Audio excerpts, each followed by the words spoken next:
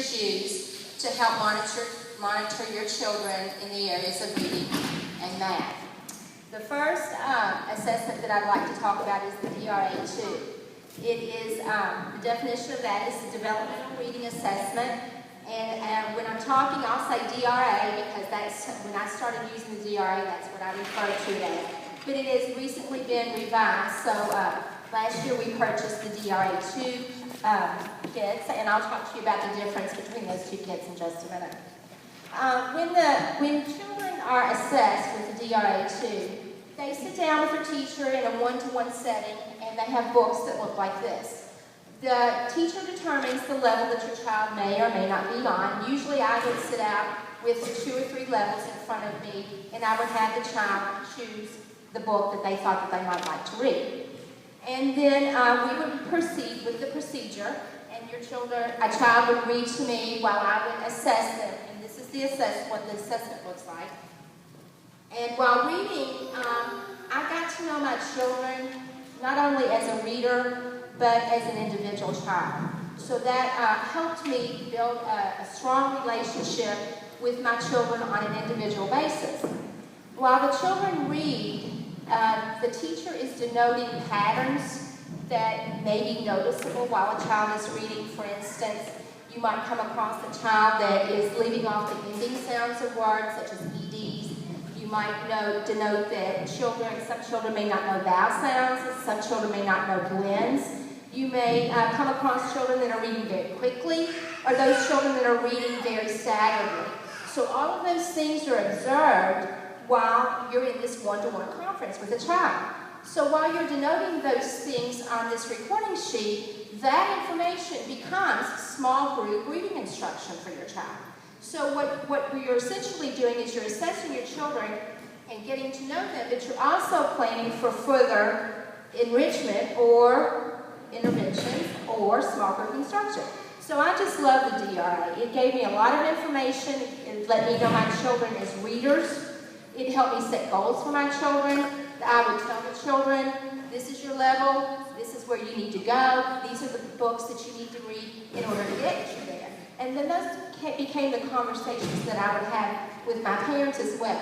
This is what I'm doing, and this is what I need for you to do to help your children grow in the area of reading. If you look up here, I think it's interesting. The other night when I was planning this, you know, our children here at Catherine Wynn have to grow a whole lot. When they enter kindergarten, they come to us at all different levels. Some children are already reading. Some children have never been exposed to books at all. You wouldn't believe it, but some children don't even know how to control the book properly. So I thought it would be beneficial if you all would look, and you can take some minutes to look at this more closely later. The writing, if you look at the print here, this is the first level, A. If you look at 1, 2, 3, and all the way up to level 30, the children here at Catherine grow a whole lot from the time they enter as kindergartners to 2nd grade. So the teachers work really, really hard to get them, if you look here, to a level 28. So the kindergarten children, if they start at a level 2 or 3 or even at level 8, this is the progression at which your children have to go if they are going to be at grade level. And that's what we want all of your children to be at grade level. We want them to grow. We want to take each child from where they're at, progress them at their level, and reach this benchmark of level 28. And I will tell you, as an experienced teacher, the higher that we can get them here at Catherine Wynn, the more productive, the more successful they will be in 3rd grade. So we want to work really hard together. Our teachers are prepared to work with you as parents to get your children up to this DRA level. If you have the purple pamphlet that I prepared for you, it gives you some more scenarios of the ways we use the DRA. Goal setting has become a big step for us here at Catherine Wynn. The children are involved in the goal setting, the teachers are involved in the goal setting, and a big push for us here in the past couple of years is helping children choose books that are just right for them.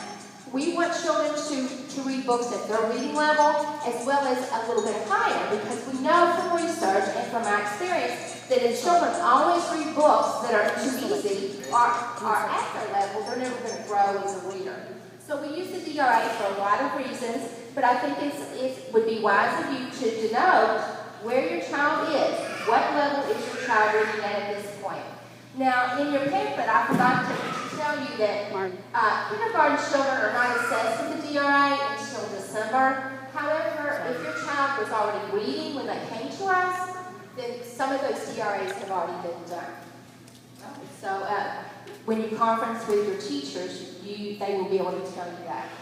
The second assessment that we use here at WIN, I'm sure all of you know, is the MAP test. And we use the MAP test for different reasons, but the score that we primarily focus on is the RIT score. And the reason we focus on the RIT score here is because the RIT score gives us information about where your child or your children are ready for instruction. That's RIT, ready for instruction. So if you've received your RIT score for your child, that tells you and the teacher where your children are ready to go on. And if they need help, then it tells us where we need to back up and intervene. Within the MAP, there are some reports that help teachers know exactly what activities, what skills your children need help in order to improve the RIT scale. And I like to think of the RIT scale as its growth. We look at each child individually.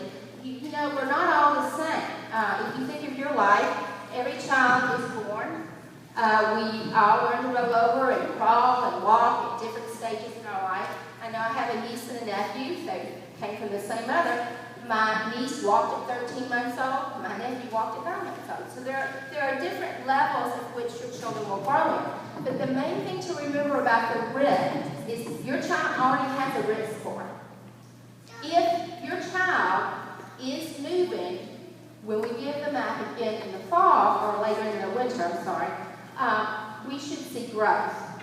And you need to keep in mind, not to compare your children to other children, but to compare your RIT score that you received already, and you want to see that score grow. If you have any questions, I'd be glad to answer them. I know that was a synopsis real quick, and I tend to get a little nervous and I forget what I'm saying. So, but if you have any questions, I'd be glad to answer them. You guys have any questions? Well, I hope that was informative to you, and I would encourage you, if you've not had a parent-teacher conference with your children, with your child's teacher, I would encourage you to do so, but I'm sure all of you all have already met with your teachers. So if you have any further questions, the contact information is in the pamphlet, and if you didn't get a pamphlet, there's some more out front. So I hope you all enjoy the show. Thank you very much.